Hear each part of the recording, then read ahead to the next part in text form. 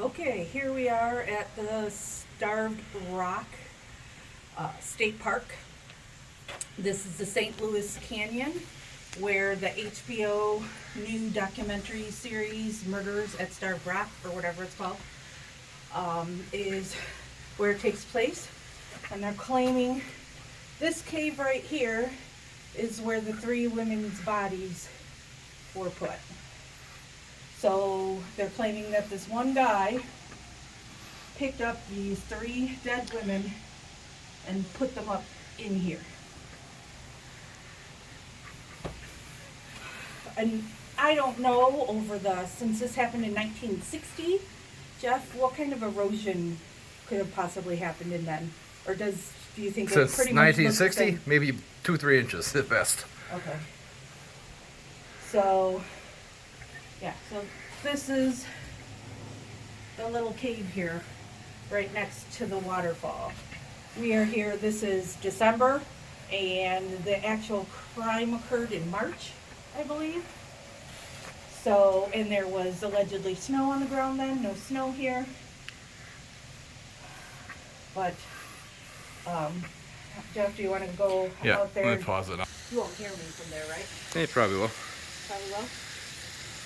So Jeff is outside the cave, and so this is where the three women allegedly were placed.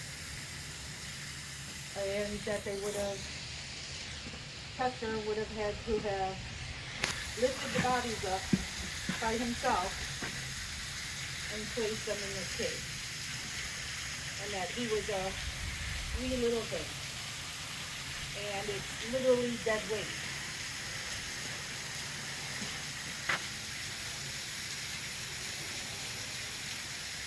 And they claimed that a red and white plane flew over, and that is what made him try to throw the bodies up here to hide them from the plane. Jeff, can you pan up and show what the sky looks like and if a plane had gone over?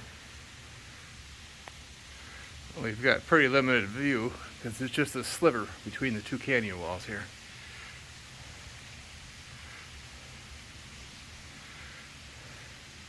How high would you estimate it is from the ground to put a body up here?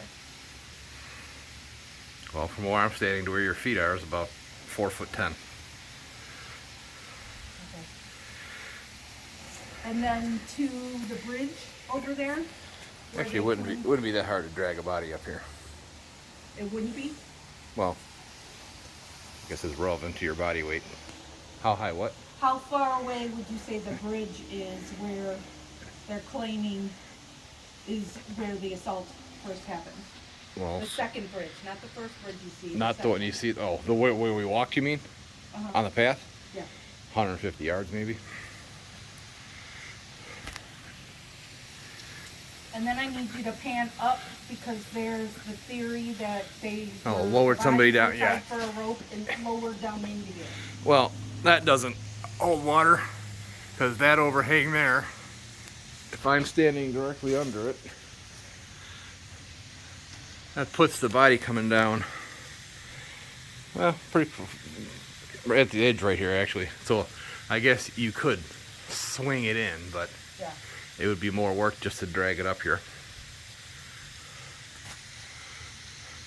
And the problem with that is that bulge that you see there is not the top. The top goes up another 30-40 feet from that bulge that's sticking out there.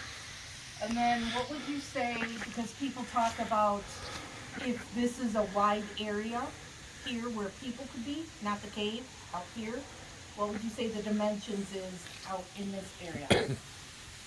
Well, between the walls here, you mean? Yeah. It's probably 350 feet from this face to that face. And then from the end here down to where it goes out, it's probably 650 feet. So you could probably put 3 football fields in here. Okay, so you think it's conceivable for Chester to pick up 3 dead bodies and throw them up here by himself? Yeah, well, properly motivated, yes. in the middle of the day on a weekday. Well, in the 60s, how many people were really here on a weekday? Right, in March. Because, quite frankly,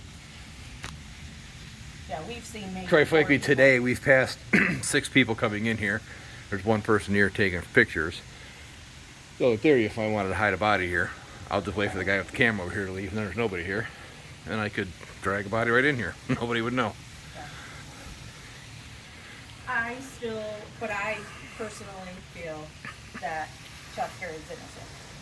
I think there is enough evidence that shows. Well, I don't know why you would drag a body up into here, because it actually puts it more on display than if you were to leave it laying at the bottom of that creek. Well, they're claiming it's because he wanted to hide it from the plane.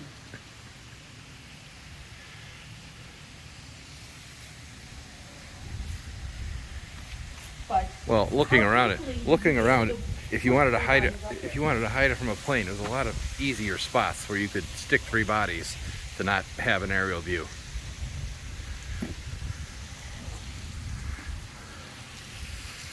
This is arguably the hardest place to stick 3 bodies to be hidden from an aerial view. Insurance claim in 3, 2. Johnny Knoxville, welcome to caving.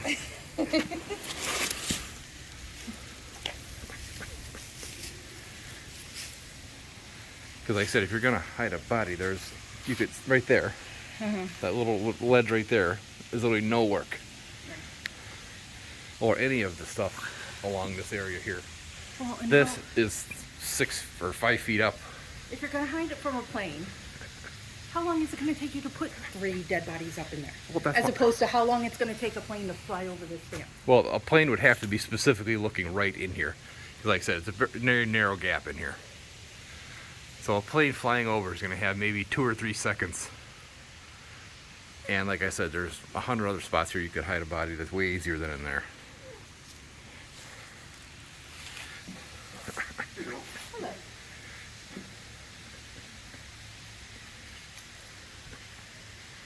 Yeah, like this is arguably one of the hardest places to do that.